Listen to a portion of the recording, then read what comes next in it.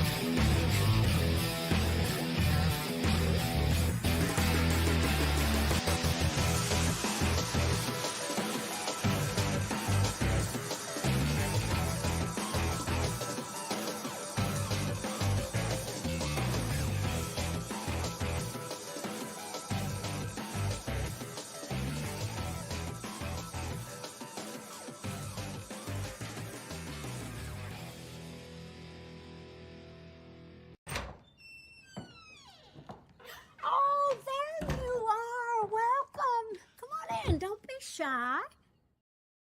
Hello, guys. Come in. Welcome. Don't be shy. Good to see everybody in here.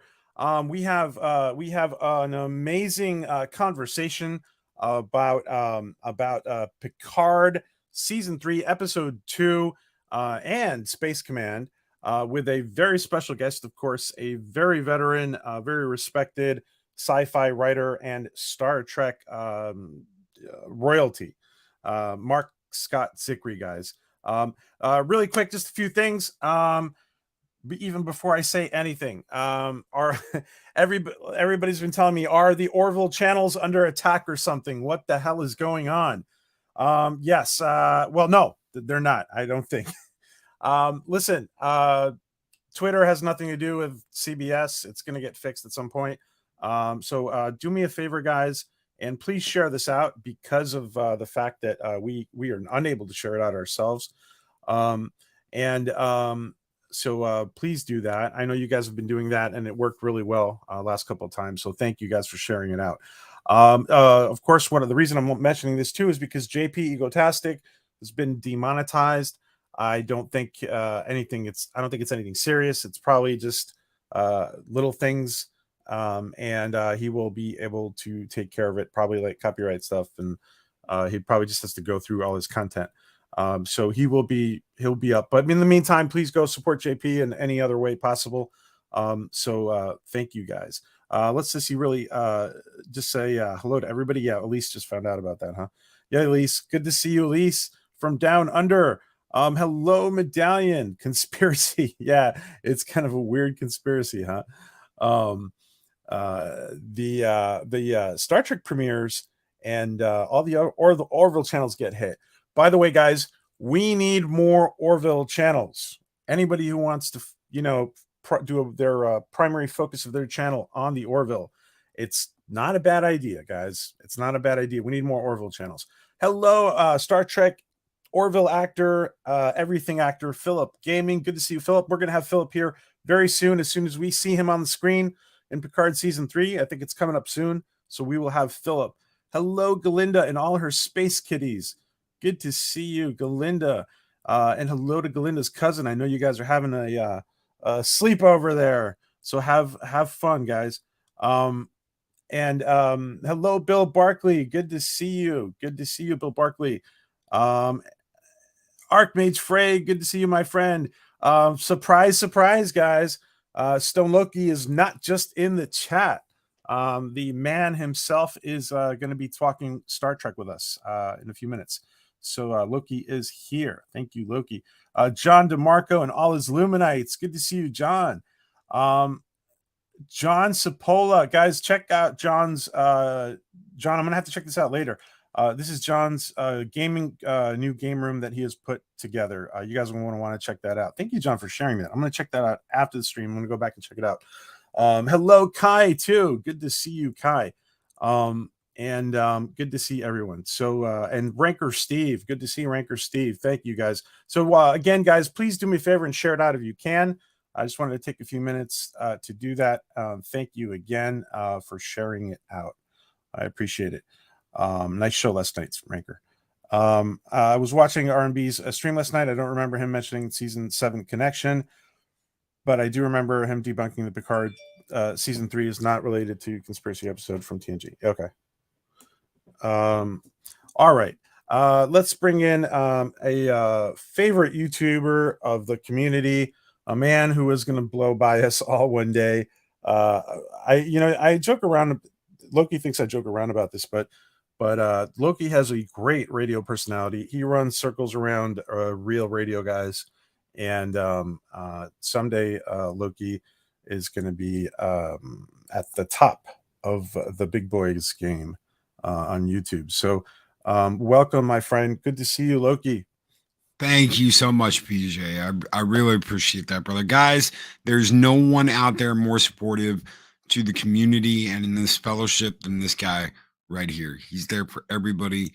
Such a nice, great guy. That's why when the Twitter thing happened, everybody was like, there's no way. There's no way PJ did anything wrong because he's the nicest person on YouTube and Twitter. There's no way he offended anybody.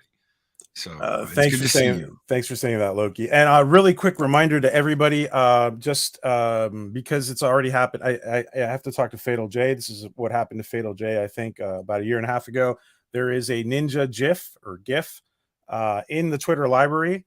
It's not a cartoon. It's a little it's a guy ducking behind a barrel in a black ninja outfit, and apparently Twitter AI thinks it's something bad, not ninja related. So. Make sure you do not use it. You will get kicked off Twitter for using that GIF. All right, guys.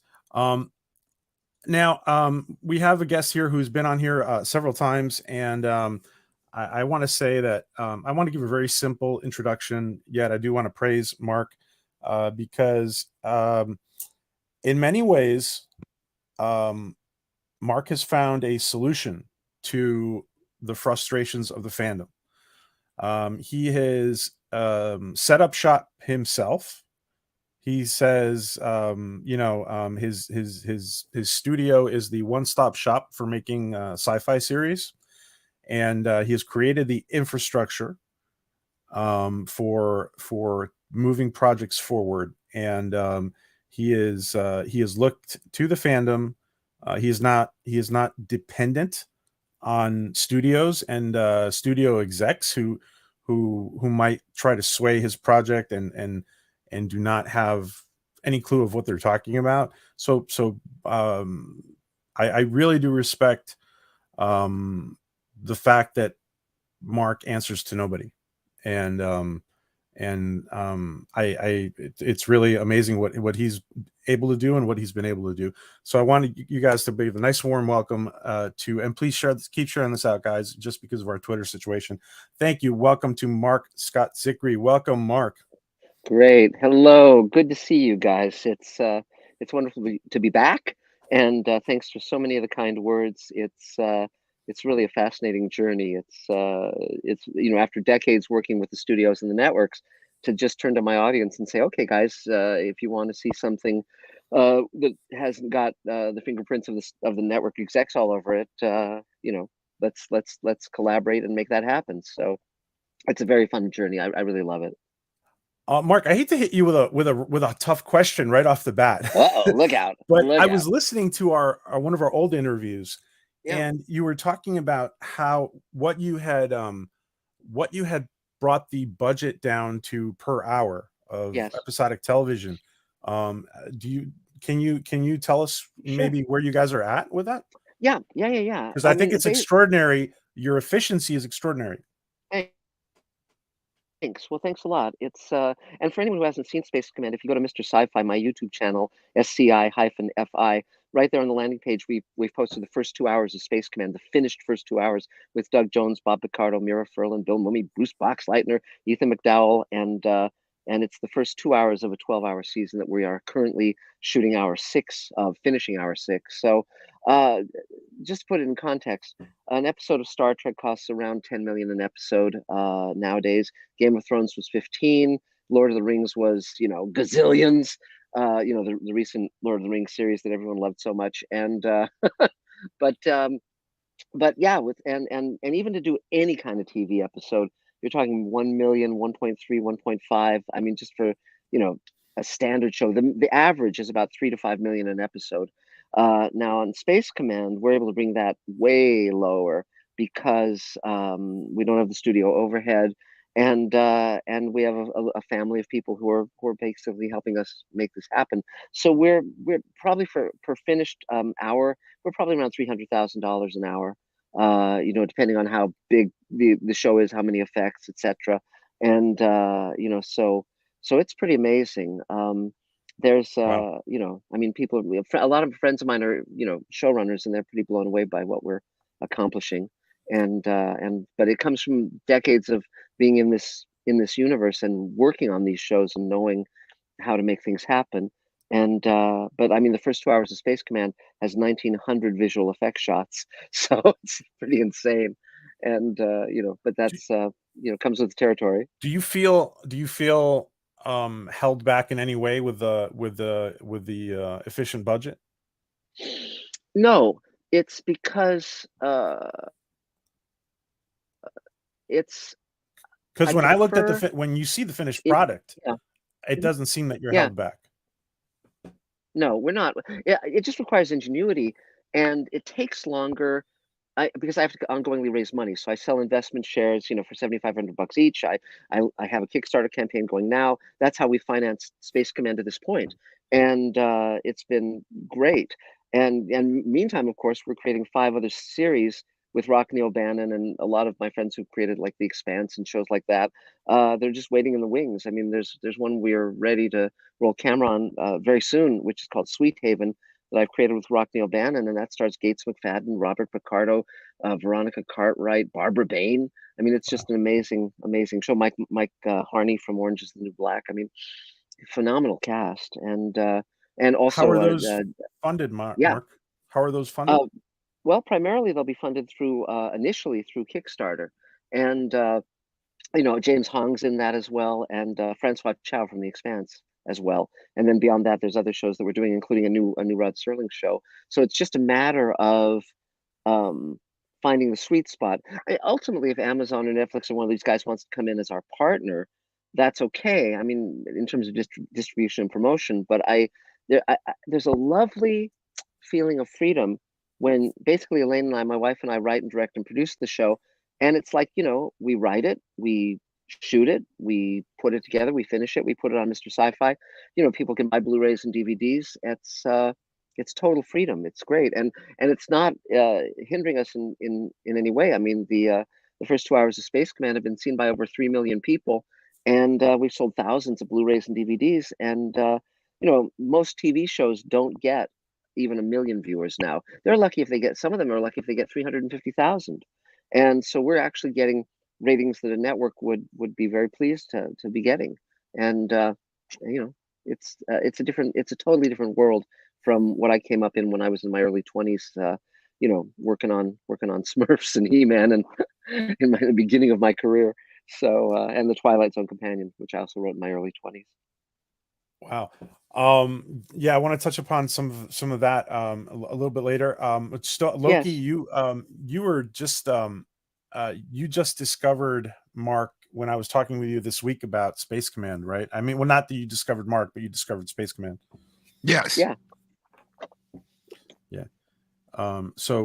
I think we may have made another fan here as soon as he gets into it. Oh, definitely Yeah. already, because as soon as so when I started doing a little background, number one, you wrote one of my favorite episodes of Deep Space Nine. So Far Mm, Beyond the Stars, that quote from Benny, you can yeah. deny me all you want, but those people, that station, they exist. That Yeah. story is one of the most beautiful stories in Deep Space Nine, which and Thanks. Cisco's my favorite captain. But to Yeah. find out you Yeah. also helped create, you wrote the Bible for Captain Power and the Soldiers of the Yes. Future. That's something that goes way back for me from when I was a Yes. kid, playing that with my dad.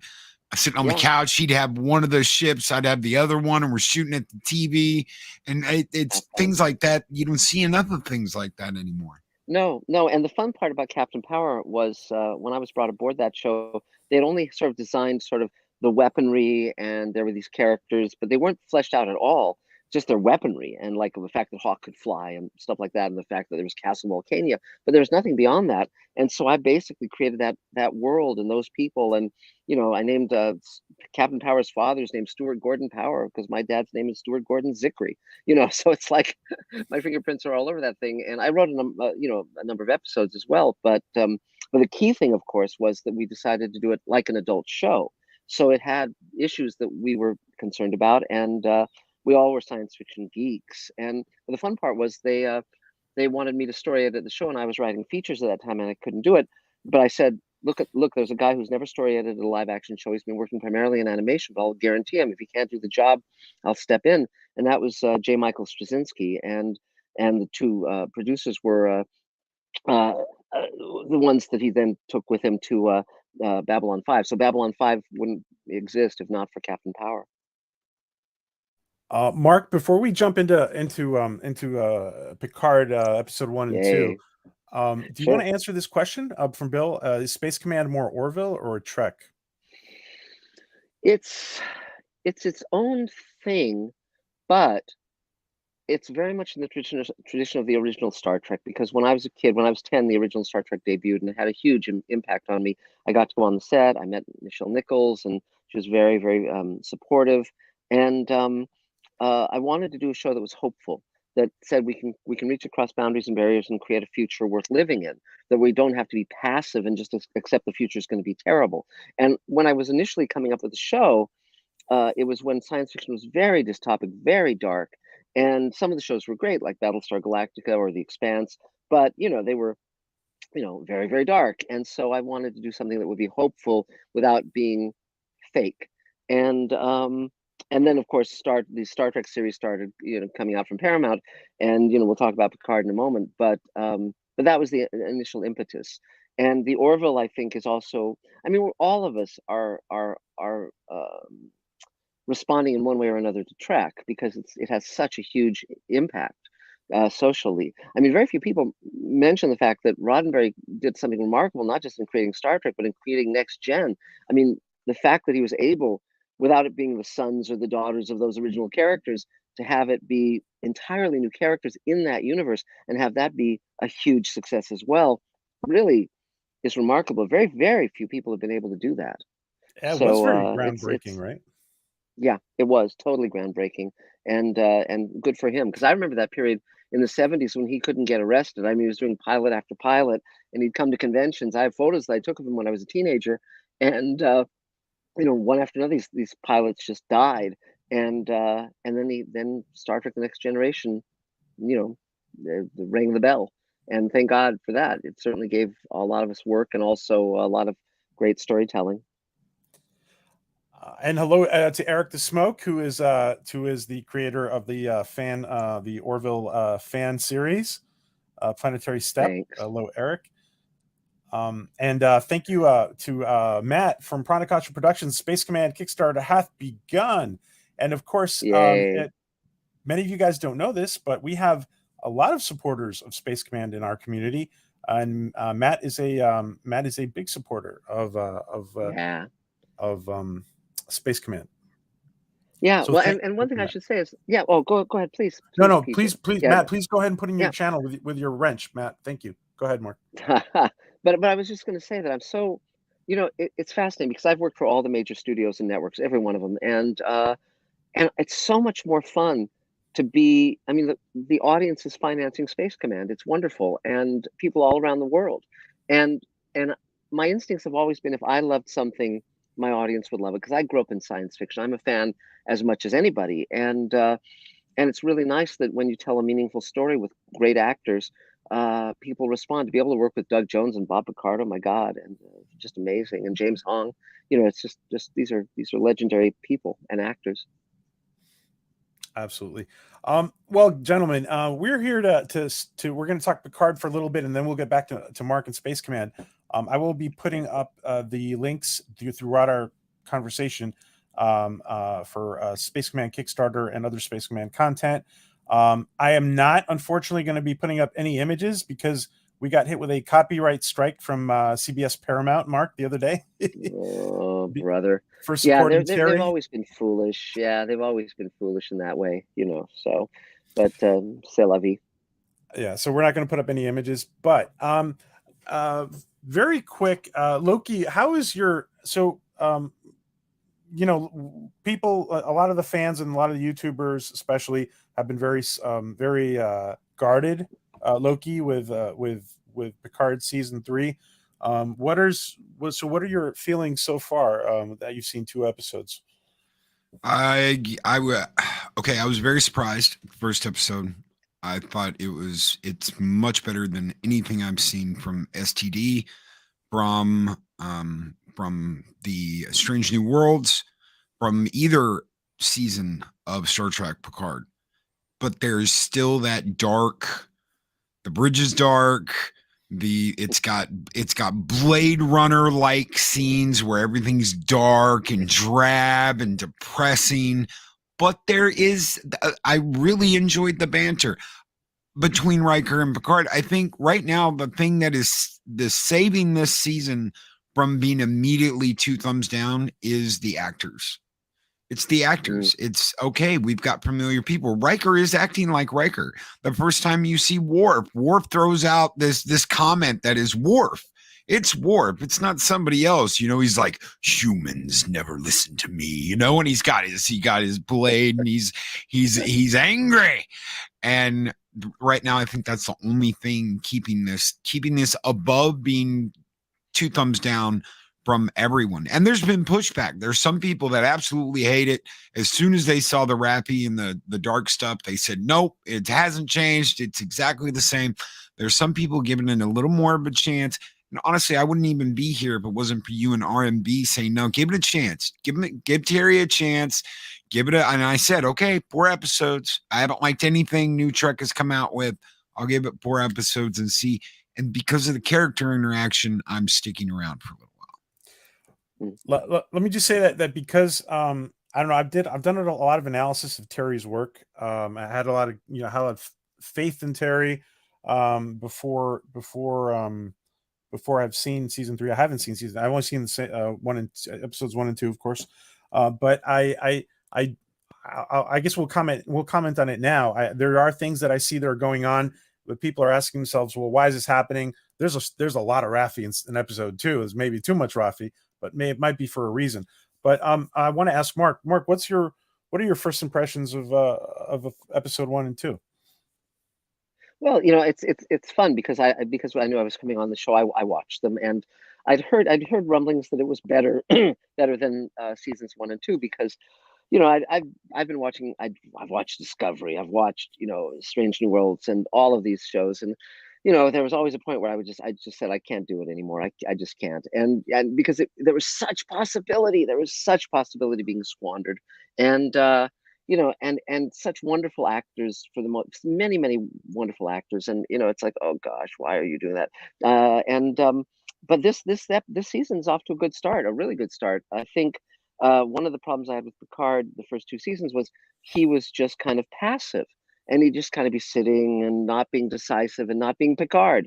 And now in this show, he's decisive. He's taking action. He's having opinions. He's getting in arguments. I mean, he's bringing more to it, and the writers are bringing more. I mean, you can't have a good story or good character moments without good writers and writers who are given what they need by the powers that be and a talented showrunner. I mean, you know, the actors don't, for the most part, improvise their lines. Every now and then they will, but they can't improvise all of it.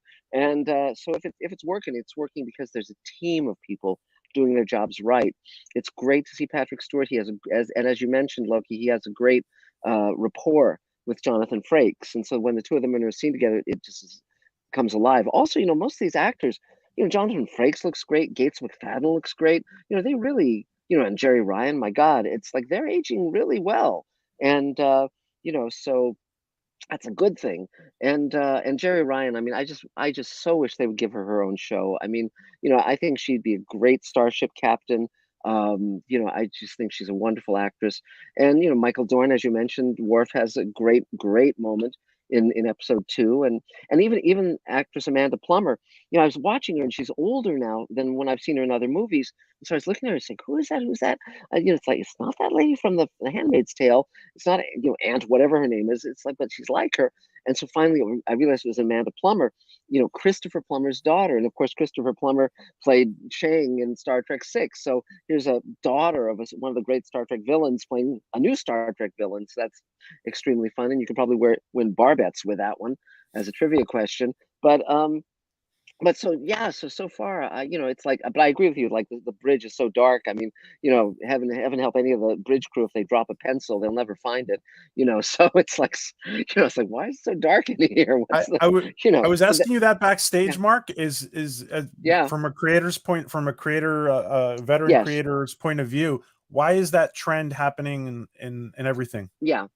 It's Why because, do you well, think? particularly in Star Trek. I mean, well, in a lot of shows, it's so dark you can't even see what's going on. At least Star Trek isn't guilty of that sin. But I think in terms of Star Trek, so much of the Star Trek visual aesthetic has been overly lit, brightly lit, whether it's the original show or Next Gen or even JJ's Star Trek, which looked like an Apple store. And so I think they're saying, okay, well, we want to have a distinctive look that looks more modern and not retro, and so they bring the lighting down, and particularly because you can have practical on-set monitors with different graphics and so forth. In the old days that used to be very difficult. And um uh so and also covers up a lot of weaknesses of any set. If it's dark, the lighting sources read, but like if there's seams, or if you have any kind of budgetary problems, that covers that up. You can't see it. So, and also I noticed they're shooting a lot of very short focus. So again, this will tend to put the focus on the characters in the foreground, and the black background's just kind of a blur, but a colorful blur, because of those monitors. It's just anyone's guess. It's just an aesthetic choice. But I agree with Loki that the Blade Runner thing, and and Raffi. I mean, anytime it goes to Raffi, I'm going, please, let's get back to the guys we like. And I mean, she's better this season. I mean, but the problem, and I said this on Mr. Sci-Fi, I just posted an opinion about this. Here's the problem with that character. The moment you set up someone as having been a drug addict and they're estranged from their children, that is the cliche of that kind of character. We've seen it a millions of times, not just in science fiction, but even more so in cop shows and all sorts of dramas. And so it's like, okay, so it goes from A to B. It's like, okay, will they go fall off the wagon? Will they use drugs again? Will they ever get reconciled with their children? I mean, Moonlight was the same thing. It's like, and so it's not an original character. It's just a cliche brought into the Star Trek universe. And so that's the problem I have with that character. The actress is fine, but also with Star Trek The Next Generation, we established relationships with those characters over 7 years and all those movies. And we knew who they were and we liked them. They had honor, they had loyalty, we took the journey with them. Television is very much about forming a bond with the characters. And so again, so there is that weakness. But so far, I was so glad with the sword fight. And I don't know if I should spoil things or not, but there's that character who's like a Vulcan swords person, or You Romulan, can you whatever can the hell he spoil is. episode 2. Yeah, 2. Okay. But like, there's that character who's the samurai kind of guy who's ripped off from samurai movies, but he says pointed ears. I thought, oh God, I hope it's not him with wielding a sword. And then it turns out to be Worf, and it's like, oh wow, great. And that was so far the twists and turns are good. I like them, and they're surprising. As I mentioned backstage, the one concern I have is, again, having come up with First Contact and Far Beyond the Stars, and then World Enough in Time for Star Trek New Voyages. The trick with Star Trek is always to come up with something you haven't seen before. That's very challenging because there's so many thousands of Star Trek shows and episodes and storylines now. And so you really have to bring your A game to be able to do that, which I fortunately was able to do. But with this, it's like when it turns out that Jack Crusher, because when we see Jack Crusher, it's like, well, where the hell's Wesley? And then it's like, oh, I see what they're doing, and it's exactly the same gag so far as Wrath of Khan with Kirk. Oh, why didn't you tell me there was a son? Why, you would have been off having adventures and blah blah blah. And it's like, okay, let's see if they're going to do something different than Wrath of Khan. They may, and the actors are good, so it's okay. And then at the end of this episode, they go into the nebula, like it's the Mutara Nebula again, like as in Wrath of Khan. And again, these are not fatal flaws, because there's so much good so far in these first two episodes. There's so much to recommend them.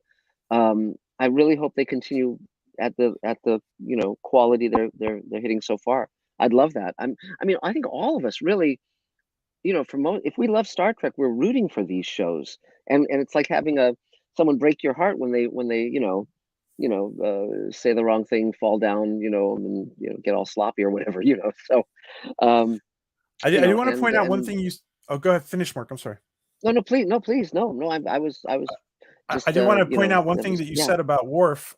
Terry is notoriously good at setting us up for a twist. And when we saw in the trailer that Worf is going to be a pacifist, it was pretty evident that something like his entrance would be something like this. Yes. Well, also, the thing about Star Trek that's so important that so many of the writers forget is it has to be about something meaningful in the real world. It has to be about something that's like on season 2 of Picard, when we're wondering about if he should have a girlfriend or not. I mean, Jesus, the guy's 80. He shouldn't be. I mean, he's got to have some of his shit together. It's like, and it wasn't. It was the wrong note. Whereas now, if they are dealing with the passage of time, and do people change over time, and are the people that you remember the same people now, and what's the ramification of not being in touch with people? I mean, that's valid. And the whole notion of aging and who you become and what you lose and what you gain, and all of those things, those are valid. And so far thematically, it's also on solid ground. And and even the captain, Captain Shaw, was a different kind of incompetent captain than the other ones we've seen in Star Trek. And though it's funny, a friend of mine once pointed out on the original Trek that if there's only 12 starships, and then you count the number of captains who either lose their crews, go rogue, it's like Kirk's the only one. It's like, wow, where's HR in Starfleet? It's like their hiring practices are terrible. So Can I ask Mark something real quick? Yeah, please. PJ? Please. Sure. A lot of people don't like Rappy. And we had a discussion this morning about this. So she was a Starfleet officer. She went to command school. She was drummed out. She was dishonorably discharged because she had a drug addiction. She was addicted to whatever it was. Yeah. How simple could it have been to say, okay, Picard helped her get into Starfleet. He sponsored her through the academy. Very intelligent, super intelligent woman. She goes undercover for Starfleet intelligence, gets involved like O'Brien did with the Orion Syndicate. Sure. And because of her cover, she gets addicted to this drug. Because of her cover, she has to prove she's not a Starfleet officer. She does this substance. The Federation can't cure it. She comes back, and because of PTSD and the addiction, she leaves Starfleet. Picard goes to her later and talks to her, thinking maybe she can help, even though she left that life. Instead of drumming her out of the service, leaving her in disgrace with just, oh, well, she was a drug addict. Here you go. This is the backstory we could create. How hard would it have been for them to create something meaningful where she went undercover? She left with PTSD, with these addictions, that the only reason why she had them was because she was undercover. She saved her cover and saved her own life by doing this stuff. And suddenly she's a little more relatable to the audience. Yeah. Well, but also see, the challenge is that when you have series regulars, and of course seasons are so much shorter now. I mean, you get 6 episodes, 10 episodes, rather than, back in the day when we were doing 22 and more a season. The greatest skill a TV writer can have. They all have to be very good structurally in terms of putting together a solid story, but you really have to know how to write characters that the audience will like and have a loyalty to and have an affection for. And that doesn't necessarily mean just the heroes. I mean, Walter White, why are we drawn to Walter White? It's not that he's just a bad guy. That's not what draws us. What draws us is he's the best at what he does. He feels the most passionately about it. He's initially trying to save, leave some money for his family. He loves his family. He's loyal to his family. And even with Jesse Pinkman, who, he ultimately sacrifices himself for the person he loves, for someone he cares about. And so these are admirable qualities within a very dark character, but it keeps us engaged. Or Better Call Saul, same kind of thing. And so that's what you're doing. You're creating surrogate families in television. That's how a TV show works. You come back for the people, for the characters. That's what engages you. And I mean, a movie can have far less engaging characters because it's only 2 hours. You can watch movies where you're not as drawn in by the characters. The plot can carry you along, or the action, or whatever. TV series are different. So with Raffi, I mean, it's a problematical character, but yes, what you're suggesting would have made it better, certainly. But again, it has to be about people who are there for each other. It has to be about people who are, I mean, it's just, she's just a cliche, and that's the problem I have with it. And then the other characters that they established as regulars in the previous seasons of Picard were just, who are these people? Why should I care about them? Why are they interesting? What makes them interesting? It really goes down to craftsmanship more than anything of the writers, and not being interfered with, not being screwed with, which is again on Space Command why it's been so very fun, because we create characters and we follow through with them, and we pay them off, and we know where we're going. We know where the season goes. But I'm hopeful of this season of Picard, because so far I'm entertained and engaged, and I like it. So and Mark, I really am rooting for them. Yeah. do you think that maybe we've seen some people said there was a lot of Rafi in this episode. Do you think it's possible that Terry is trying to reestablish her character? It's possible, and also, the actress is a solid actress. She's and distinctive looking, and so it's not her fault. Yeah. She's doing what she's being given to do. So that's fine. But I don't think anybody is, or at least very few people are watching that show for the Raffi character. I doubt if she's many people's favorite character. They're watching it for all the wonderful characters they love that they grew up with on Star Trek: The Next Generation, and and that has the resonance. It's only natural. But and now they're at least delivering us those characters in a way that's really entertaining and really good, solid. It doesn't take much to establish a character. You just have to have it. It's like playing a note. It's like you either hit the note or you don't, and if you don't, everyone kind of just winces. It's the same thing. I want to ask both of you this question, because as a psychologist and have done medical research for many years. Yes. I feel that they got it right in the Orville. Like, they got addiction right in the Orville. Now, there can be several different kinds of addiction, and you can have psychoactive influence on the body and the brain. But Yeah. it worries me a little sometimes when I see, and of course, Terry has inherited this storyline. Yes. It worries Yes. me when they say they can't address that craving for a substance with 25th century medicine. Any thoughts, Yes. gentlemen, on that? Loki, do you want to start? Sure. Okay, so the way chemical addiction works in your brain, and thank God I had like a year of medical when I was in college to learn about this. So you've got chemical addiction in your brain as far as your need that is completely chemical. This isn't like just, oh, I feel like I've got to do it. Like smokers can be free of nicotine for years and still feel like, they get angry once. It's like, I want to smoke, and they'll rip someone's fingernails off just to get the nicotine underneath it.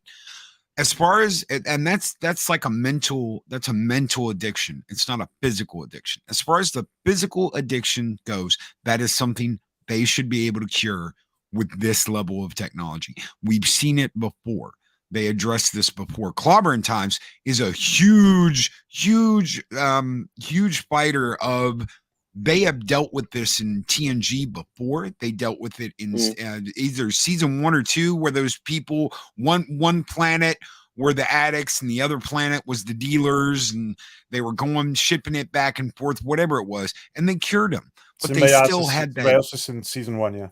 And they still had that mental, I need to do it. I need to do it. I'm twitchy. I feel like I need to do it. But they should be able to cure that physical addiction of chemical need.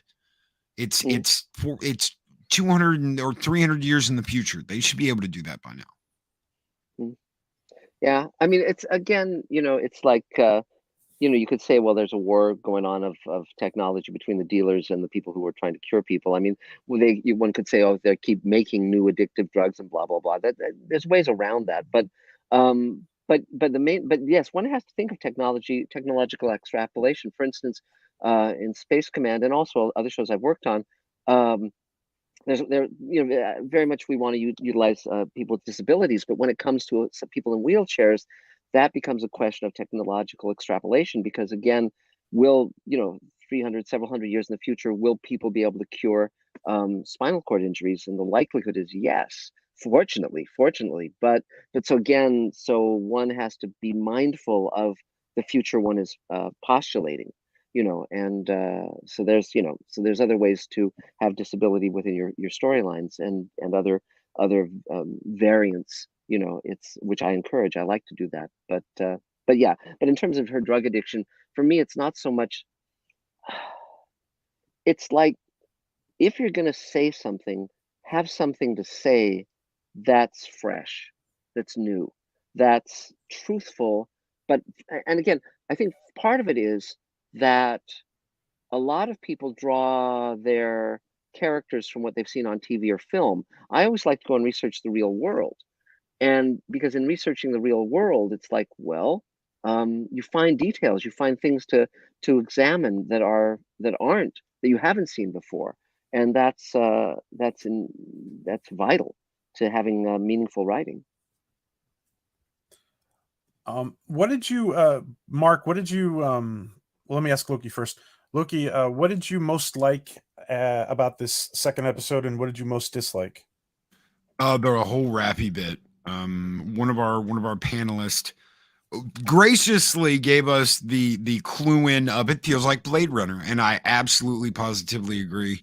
I think the rappy stuff is the lowest point to these episodes. It shouldn't be dark and drab like this. I understand you've got this world. It's in the Orion Syndicate. It's an Orion planet. There's all kinds of questionable stuff going on there, but it's just dark and depressing. And you every time it comes up on the screen, you're just like, oh, we're back here. Get back to my boys. Where are my boys? I want to see Jonathan Frakes saying, my knees hurt and your hands shake. Hopefully we don't have to shoot or dodge anybody. And I feel like, man, it's Bones. It's Bones. Oh, my atom scattered halfway across the galaxy. And I'm just like, yes, thank you. This feels like my boys. The interaction between Picard and Riker are the best in this episode. And Seven, Jerry Ryan is just killing it. She is beautiful. All these years after Voyager, you're like, man, she still is just like, patow. She's there and she looks great. But yeah, and I think that's what's saving it is the back and forth and the writing so far with Picard and Riker is really saving the show. What did you most like or dislike about it, Mark? For me, what I dislike most about it is my tension watching it, worrying that they're going to fuck it up later in the season. So it's more like, please don't blow it, please don't blow it, please don't blow it. Okay, if I can stop you right there, Mark, you just hit upon a really important point, because everything we've gone through is obviously affecting our perception of it. So that's a good point. Yeah, but so far the things they're doing right give me hope that they'll continue to do them right, because having Picard be decisive, having the characters track as the characters we know, they don't have to be exactly the same. They can have have lived these extra decades, and they should. But for instance, I think it's great. Jerry Ryan has long been a favorite of mine because there's so many um, females in science fiction and other genres where they were just kind of like quote unquote eye candy, and Me Too came along, thank God. But the point was, she was always a terrific actress, always. And even though she was in the cat suit and all that stuff and was gorgeous, um, it didn't, she could really bring it. And now that they're letting her, they're sort of, she doesn't have to wear the cat suit anymore, and she's still beautiful, but also a phenomenal actress and very commanding and very powerful. You can see her just bringing it, as you said. And so I keep rooting for her to have her own show, really, really, and because she sure deserves it.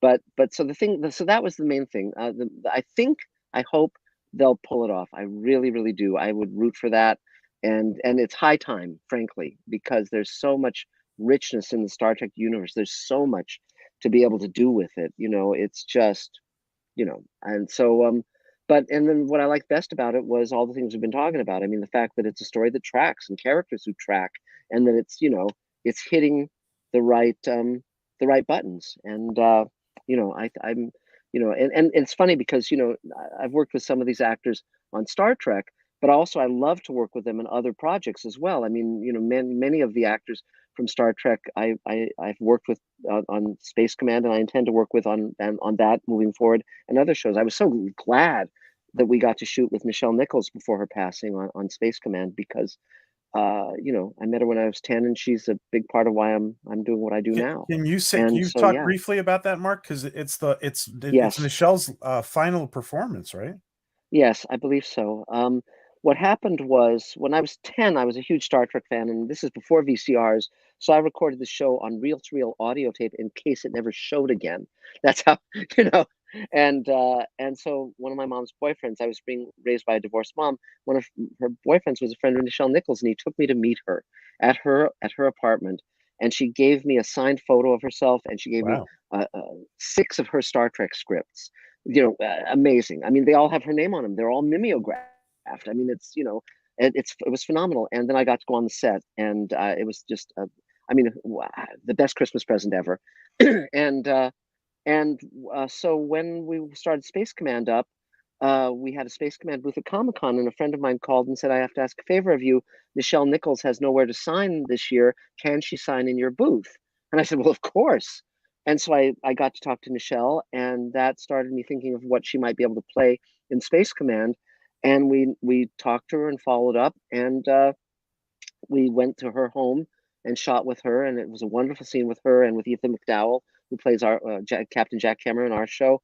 And she was just wonderful. And at the end of the day, well, I brought the Star Trek album I kept from when I was 10 that had the signed photo and the letters she'd written me, and we just sat flipping through those, and she was blown away that all these years later that she had such a huge impact on my life. And at the end of the day, she said, "Thank you for gracing my home."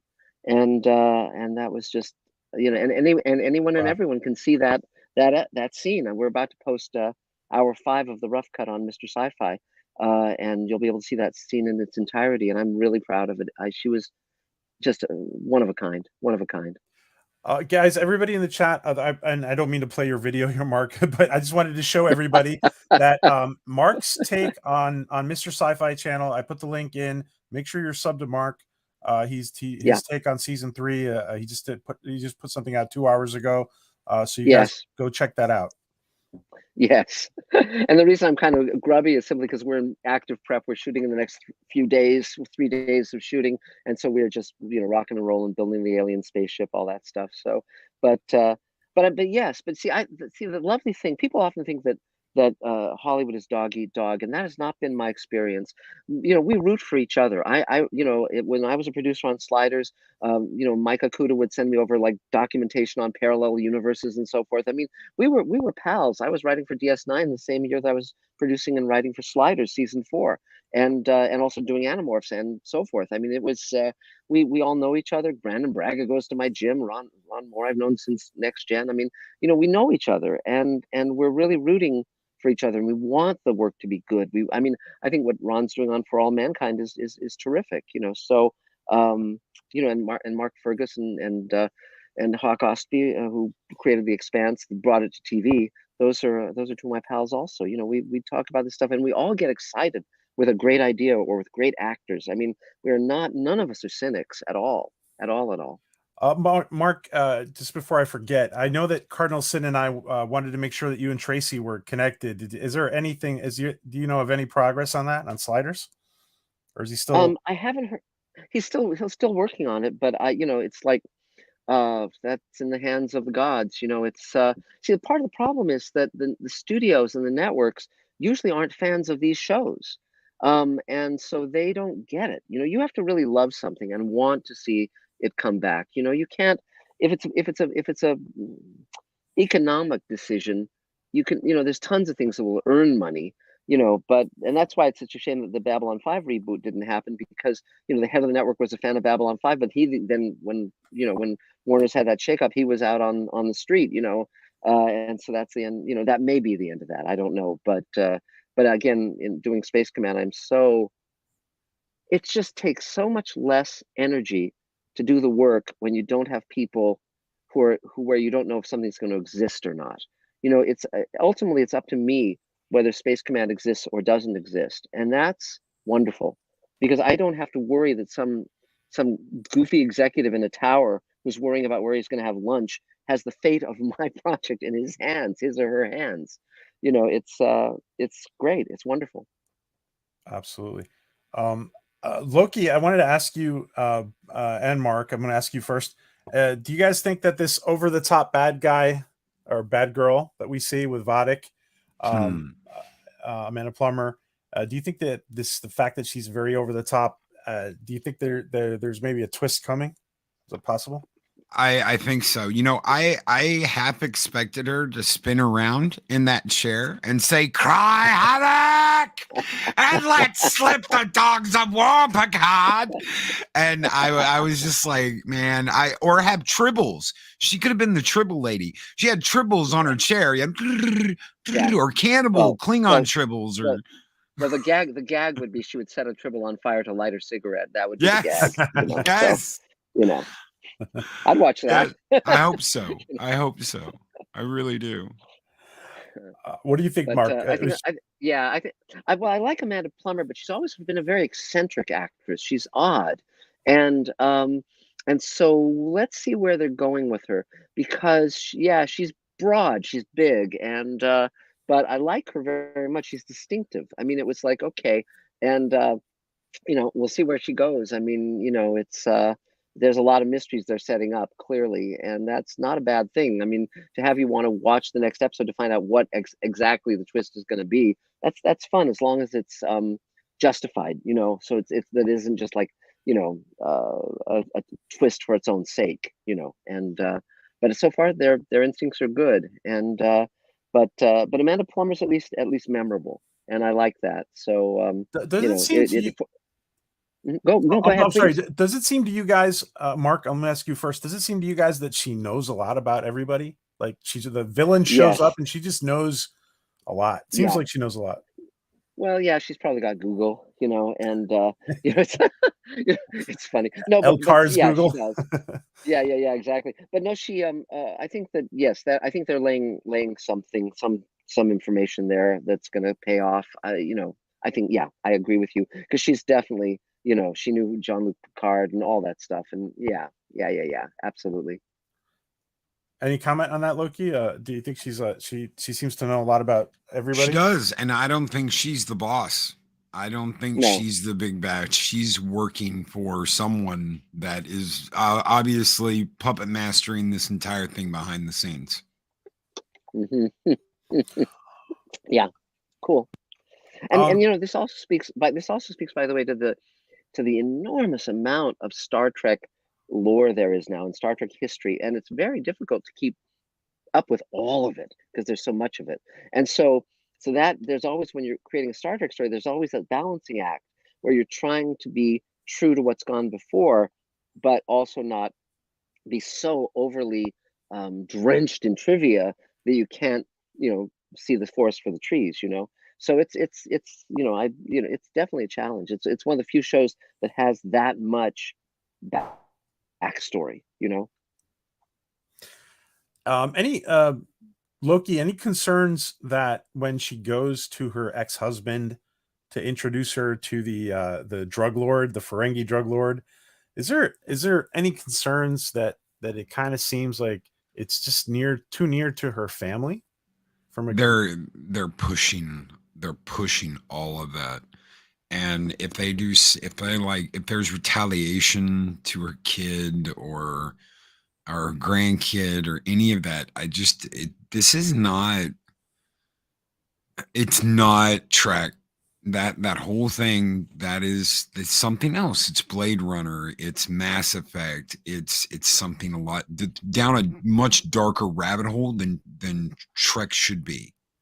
Now, I'm a firm believer that I love DS9. DS9 got dark. DS9 got dark. Billions of Federation ops, billions of people dead, whole planets taken over, the Dominion War. I mean, there's dark stuff. They were losing people. They went to Starfleet Academy with left and right. It was like, oh, this other person I met, and the Academy died, and it got dark. You don't have to go this dark. And some people would say Klingons cutting people's heads off, ripping a baby's head off, like what happened in STD, is going way over where it should be. F-bombing, I don't think there should be an F-bomb in Star Trek. I really don't. No, I don't either. You know, I think the fact that Worf is the one who saved her is a good omen. You know, because that means that the next scene with her will probably be with her and Worf, and that's good because we want Worf scenes if it's Worf as we know him. You know, obviously the reason you wouldn't want to have something happen to her kid or something happen to her husband is because we don't care about them. It's just a waste of screen time. You know, we care about Beverly. We care about, you know, the characters we know. And you know, with Raffi, do I really care what happens to her? I mean, it's like the less of her, the better. You know, not to in any way badmouth the actress, but it's just like, you know, we know who we want to spend time with on this storyline, and you know, so we'll see where it goes. You know, I'm willing to give them some rope. You know, it's yeah. You know, I'm good for them. It's not easy what they're doing. It really isn't. And Mark, is Terry rowing? So like yeah, it's not easy what he's doing and what he's trying to do, of course. Right. Is he? Right. Does it feel like he's rowing upstream when you're watching this? No. It feels like they've finally gotten on track. You know, a lot of people forget that the first season of Star Trek: Next Generation was really weak. They were firing producers left, right, and center. I pitched the show a number of times where the producer I pitched to wanted to buy what I pitched, one or more stories, and it was gone before they could. You know, that included David Gerald and Tracy Torme and Bert Armas and on and on. You know, so then the first season, the characters, you know, Picard would surrender at the drop of a hat, and the characters didn't know who they were. And it took Michael Piller coming aboard and then bringing aboard that phenomenal writing staff he had of Ron Moore and Brandon Braga and all those people to really get the show going where it had momentum and where it really was working. But the first season, I watched episode after episode, feeling that it was a lost opportunity and hoping it would get its act together, which it finally did. But you know, it's you know, as viewers, sometimes we think the answers are obvious, what they should be doing, but it's not obvious when you're in the dark trying to make a story work. You know, it's like, you know, you hope someone will shine a light and you'll find your direction. But so if it's taken them to season 3 to get Picard right, and if they actually do get it right, then it's wonderful. And the fact that we know that this is the last season of Picard, that's good. It means that this story can actually have an ending with some meaning to it, and that's fine. And then if they want to give Jerry Ryan her own starship, and we're off into the cosmos with Jerry Ryan, that's totally okay with me. Absolutely. Can I ask Mark something real quick? Please do, Loki. Please.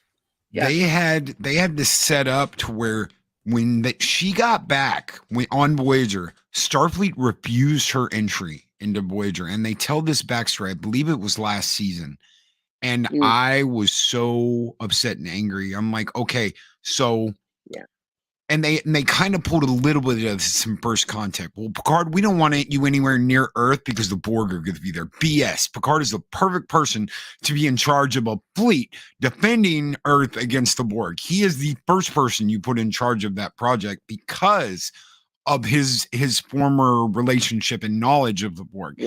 So Seven can't become Starfleet. They refuse her entry because she was a Borg. And then this season they've corrected and they've Yeah. I really feel like they should have done that from the get-go. It was almost like a slap in Yeah. the face to Yeah. Voyager fans. But I'm right there with you. I want to see her as captain. I want to see her as captain of her own ship. She deserves it. Yes. Yes. And when I went on the set of Star Trek Voyager way back in the day, there was Kate Mulgrew and Jerry Ryan, and again, I always thought Jerry Ryan was the stronger actor of the two. And I just, Voyager had things I liked and things I didn't like. Obviously I love the holographic Doctor because Bob Picard is in Star Trek now. I mean, in Space Command, in my show. But Star Trek always had wonderful things in it through those years. You could always find something that was really, really cool. And Seven of Nine was a great creation as a character. And I agree with you that was short-sighted on their part. But now, thank God they have her back, and three cheers. And again, these actors are aging wonderfully. I mean, she looks great, and she's just, she's working every scene she's in. She's just really, really making it work. And good for her. Good for her. I've never met her, interestingly enough. She's someone I will have to seek out, and we'll give her a role on something we're doing. So, That'd I'd be love to. fantastic. Wow. That would be very fun. Mark, I know we only have a few more minutes. Sorry we're going a little over. It's fine. No, it's fine. I wanted to ask you. You talked about Robert Picardo. Yes. It's interesting that his character in Space Command has a tie to AI, right? Yes. He's a foreman of a mining colony in the asteroid belt that he oversees a group of synthetic humans. Yes, and I thought it was fun to put the shoe on the other foot, as it were.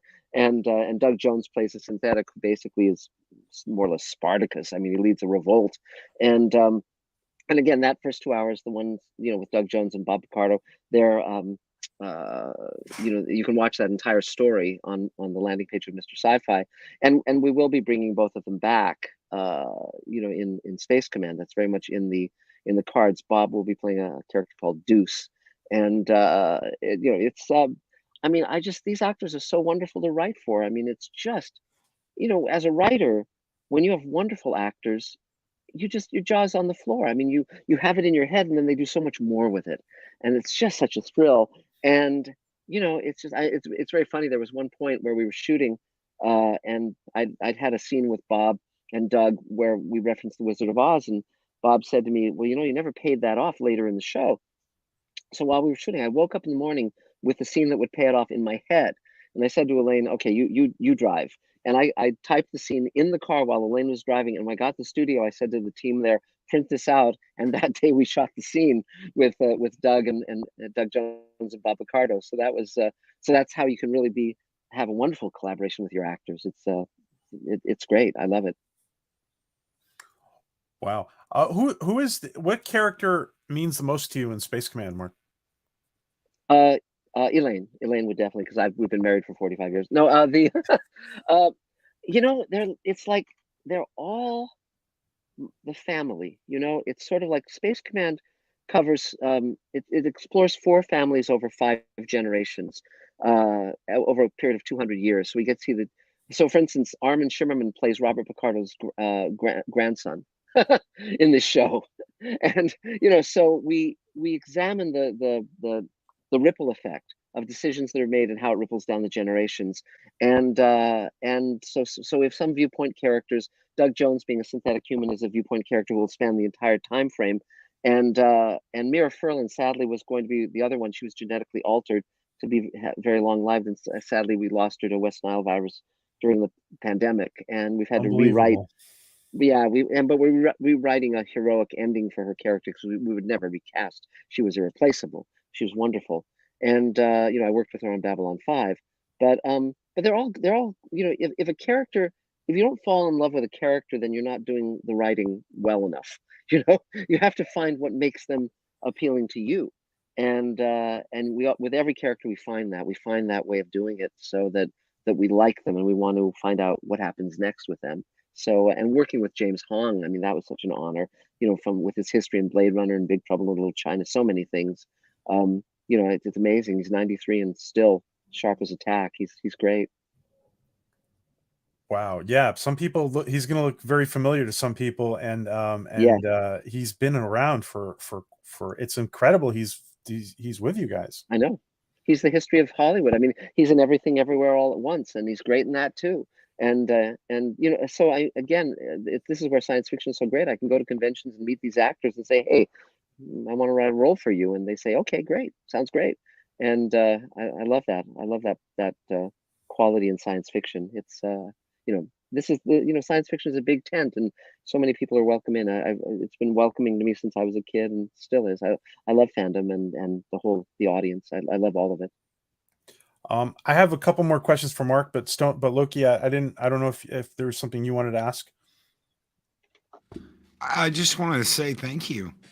Because I mean, without you, there's so many IPs, so many stories we wouldn't have. So thank you very much, sir. It was an absolute pleasure to get a chance to talk to you, and thank you, PJ, for giving me this Well, opportunity. well, thanks, Loki, and I really appreciate your kind words. I mean, the thing that's been so lovely about my journey has been that I've gotten to work on so many shows that I loved, and worked with so many characters that I loved, and still going strong. I mean, that's the best part. You know, I would never want to go back to the old studio days. I love what I'm doing now. I mean, when I can say, well, you know, I own a giant robot. I mean, you know, and it's not CG.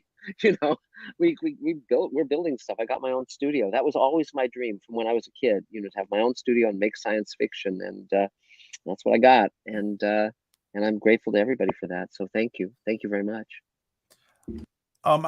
Mark, how long is the Kickstarter going for? And where? It's going for about three. Oh, yeah. I'm sorry. Go ahead. Finish No, the no. And question. where do you guys? Where do you see yourself now within the whole evolution of Space Command? Yes. Well, here's I can lay it all out. So the campaign has about 3 more weeks, and we're about halfway to our goal of $50,000. Obviously, if we surpass that, great. We've got some great perks where people can come on the set. They can play a role. They can. One of the perks I designed and sculpted an alien mask when I was 17, and we've scanned that. And we're going to be able to print out more, and 2 people can play the alien that I designed when I was 17. So, and they get to name it as well. So Oh that's wow. really cool. So that's one of the perks in the Kickstarter campaign. And so that's where we are now. So we're getting us ahead of steam now, which is terrific. And anyone who can pledge, thank you so much. And as I said, we sell investment shares at $7,500 each. And if anyone wants to email me at markzicree@gmail.com, you are more than welcome to. But and we can talk about it. But the where we are now is we're finishing hour 6. We've shot all of hour 5, and we're in post production on both hour 5 and hour 6 of the 12-hour season. And all the scripts are we know where we're going. We're doing the production drafts on those scripts now, Elaine and I. And you know, as I said, you know, Christina Moses and Armin Sherman and Ethan Phillips and all of our, you know, regular cast that we have, Bill Mummy, they're all going to be back, and it's going to be really really fun. And then beyond that, I'm starting the 5 other shows that we're doing with Rockney O'Bannon and Mark Ferguson, Hawk Ostby, and you know, Rod Serling, and all that stuff is waiting in the wings. So within this year, my goal is to finish shooting the first season of Space Command, and also shoot the pilot of Sweet Haven, the show I'm doing with Rockney O'Bannon, and whatever else we can find time, money, and energy to do. So you know, this is the best time of my life, and every day's Christmas for me. Did COVID affect you guys differently than the rest of Hollywood, Mark? Yes, it did, very much so. Because what I saw it, see, here's the fun part. During the pandemic, I wanted to do 2 things. Uh, During the pandemic, all of my friends who were actors were stuck at home, bored out of their minds. So they were available. And so what we did, Elaine and I, was we sat down and wrote a 2-hour bonus episode of Space Command called Ripple Effect, because I knew where the show was going and I knew who the characters were going to be. So I basically reached out to my cast and said, you know, how about we write a scene for you, we direct you long distance. You know, everyone has cameras now, so they can shoot their own scenes. And so we shot it with our regular cast and Wow. Mira Furlan. This is before Mira passed, and with Barbara Bain from Space 1999, and Armin Shimmerman did a scene for us, and Francois Chow from The Expanse. We were basically writing extra scenes, and we would have characters. Sometimes it was a monologue because actors never get to do monologues on TV, and sometimes it was two characters, or sometimes even three. Because, well, like for instance, in one scene, two of our actors, one actor was in Atlanta, one actor was in Canada, and we cast them as father and daughter, and we put them in the same room via visual effects. So it was amazing. And so we released that bonus that bonus episode on Space Command, I'm sorry, on Mr. Sci-Fi, my YouTube channel. So it's called Ripple Effect, and if you just type that title in, you'll find it, and you can watch it. And we did that right off the bat when the pandemic was beginning, because I wanted to show people that you don't have to stop being creative just because you have a new set of limitations, because they can also be turned to be advantages. And Neil deGrasse Tyson is in that episode, and Michael Wow. Harney. You know, I mean, a lot of people, everyone basically that I reached out to said yes. And a lot of that episode, you won't quite understand what it means until you watch the entire first season, and then it'll be like, oh, all these scenes will illuminate the season. So it's cool. It's really cool. So it's like Mark Scott Zicree, aka Mr. Sci-Fi, aka Mr. Resourceful, right? Yes. Well, you know, but that's that's what I learned writing the Twilight Zone companion. Because back when they did the Twilight Zone, when Rod Serling did the Twilight Zone, they didn't have CG. They didn't have a world of visual effects. They had to be inventive. And there's a great show, an episode called Little Girl Lost that Richard Matheson wrote, where a character puts his hand through a wall into another dimension, and then he falls through into another dimension in following his daughter who's lost there. And George Clemens, I said, how did you do that effect? He said, well, he knew from being a cameraman in the whole golden age of Hollywood that if you shoot a wall at an angle and you build a recess in the wall and flood it with light, it registers as a flat wall.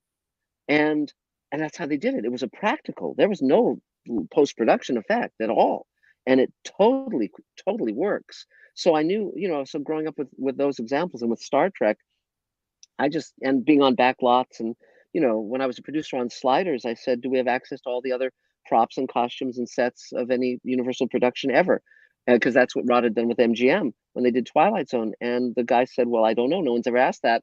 And he went off and he found out, and he came back and he said, yeah, you pretty much, with a very few exceptions. So we were using stuff from 12 Monkeys, and from Best Little Whorehouse in Texas, and Time Cop, and, you know, Jurassic Park. And it was all Wow. because I asked that question. It gave us millions of dollars of stuff that we wouldn't have had otherwise. So, you know, so it's often how clever you can be, not just how much money you've got. Wow. Mark, I do have to ask you really quick, because Sure. you've told us a couple times about those Rod Serling recordings. Yes. What can I ask you if there's been any updates on that? Well, there's several things. There's a show I want to do called Rod Serling's After Twilight. Rod dictated all of his scripts, and for many years they thought those were lost. He dictated everything, letters, everything he was recorded, and it was all lost. And then they found over 100 hours of that material, which has now been transferred into there's a star, Ethan McDowell, but it's been transferred into a digital domain. So I've been talking with the Serling family about doing a new show made up of Rod Serling scripts that were never made, or that haven't been seen since the 50s, and having Rod himself narrate them. And so it's moving along. It's called Rod Serling's After Twilight. And so that's Wow. waiting in the wings too. And I'm very eager to do it, and I hope it comes through. It would be wonderful. But I have been following up on where these recordings are and what's on them and all of that. And it's just an amazing That's treasure trove. crazy cool, Mark. That would Yeah, be yeah, crazy cool. That would be wow. it'd be fun. It'd be Do fun. you want to share really quick how you came upon those recordings? Well, yeah, because You I told us once before. first first of all, I knew that they existed, and I mean, I knew that Rod had recorded them because I knew how he wrote. And but then I started hearing that there were various. Well, what happened was Rod Serling, back in the early '70s, someone wrote him from a college in the Midwest saying, "Can you donate anything to our archive?" You know, he just told the secretary, "Well, grab those recordings, you know, grab those cassettes and send them to him." And no one knew they were there. and and then, but I found out, and that's how that happened. So there's also some recordings in a couple of other colleges, Ithaca and UCLA has some. So it's just phenomenal to listen to Rod narrate a script is phenomenal. Richard Matheson told me he once tried to do it, couldn't do it. It's such a remarkable talent to be able to dictate a script in that way. Wow. Loki, do any final thoughts for Mark? No, just thank you for doing what you do, man. Because Yeah. without you, there'd be some serious gaps in the love Yeah. for these IPs and things I grew up Yeah. with. So thank you. Yeah, you'd turn on your TV and it'd be a blank screen. So, but thank you so much for that. And also, as I said before we were on the air here, anytime you guys want to come to the studio and see all of our toys, you're more than welcome. And and it's great fun for me to share Thank those you, things Mark. with everyone. That means a course. lot to us. Thank you. Yeah. Yes, it It's does. lovely to be here. Let me say really quick, thank you, Matt from Pranakasha Productions. Ethan McDowell is the nicest, gentlest, hunky guy I know. Yes. And that, of course, is him in the background on that video, guys. Thank you so much, Matt, for all your support. And I've put in this link to Mr. Sci-Fi many times. You have to be subscribed to Mr. Sci-Fi channel, and that's one of the best ways to, along with Mark's Twitter, to be apprised of everything that's going on. Yeah. So thank you so much, Mark. Thank you for. I'm sorry we went over, Mark. I apologize. Oh, it's fine. Oh no, it's a pleasure. It's always a pleasure talking with you, and it's really fun to talk about all these things because it almost seems like a dream that I did all these things, but I'm very grateful to everyone for the chance to have done it, and still going strong, which is the best part of all. One final question, Mark. Where would you ultimately want to see Space Command go? 5-10 years from now. In a perfect world, Amazon or Netflix or one of those guys, Apple would come aboard and give us the millions and millions of dollars that would make things go a lot faster. The main challenge is that it takes longer self-funding it like this, but that would be nice. But again, it has to be the right executive who gets what we're doing, because executives, they have to understand that they should not be fucking things up, so I've been very lucky that so much of what I've written has been made, and so much of what I've written has been made the way I envisioned it. But that was the luck of the draw. And so if I have to continue just funding it through the audience, I'm happy to do that. And there's a lot waiting to be made. I'm not running out of ideas or scripts or any of it. So just watch this space. And what's remarkable about, and forgive me for adding one more thing on, but it's remarkable that because you're doing this Kickstarter campaign, you're going onto channels and interacting and taking questions from the chat. Yeah. Your level of engaging your audience, and like you said, making them part of the creative process, your level of engaging the audience is extraordinary. Well, thanks, but I view it. It's like it's a gift to me. Because when I was a teenager, I started going to science fiction conventions and meeting my heroes, Theodore Sturgeon, Harlan Ellison, all these people who'd written for Star Trek and Twilight Zone and Outer Limits, who were writing the books I was reading, and they were so kind, and they became mentors and friends to me. And so I just view it as paying it forward and just being an authentic person. What you see is what you get in my work and in my life. So, but thank you for that. But I don't even consider it a burden in any way. I consider it a gift. And he's one of us, PJ. He's one of us. Absolutely. If you guys go to a live stream on Mark's channel and they're sitting there taking questions, and often he's there with his wife Elaine, and they're taking questions, they're you can tell they're both one of us. Absolutely. Yeah. And the fun part is I don't mind being in the spotlight. Elaine tends to be much shyer, but writing and directing with her is just and producing is just a dream come true. We've been married for 45 years and together for 46, and she's still the best part of every day. Oh wow. Congratulations. Thank you. Thank you, Mark. Thank you so much for being here. This is your home. You're always welcome. And I do want to let you know that I want everybody to know that the first 2 hours of Space Command are on Mark's channel. And when I think that probably when Picard is over, I'm going to do a review of that on Orville Nation. We're going to review Space Command the first 2 hours. So stay tuned for that, guys. And thank you again, Stone Loki. Thanks for all your help. Oh, thank you. Thank you, PJ. And okay, guys, I want to thank everybody in the chat.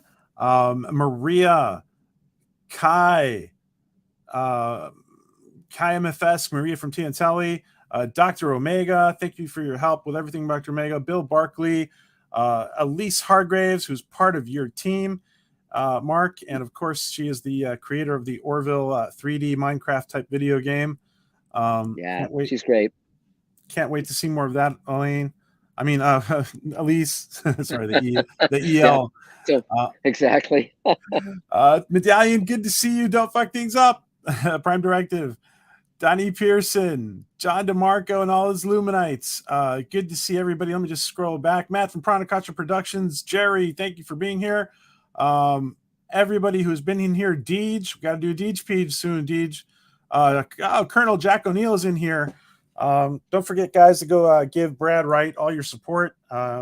He has been, hopefully he's going to get control of Stargate. We certainly hope so. Joe Lau, thank you. Thank you to everyone. And we will sign off. Mark, I will give you the last word.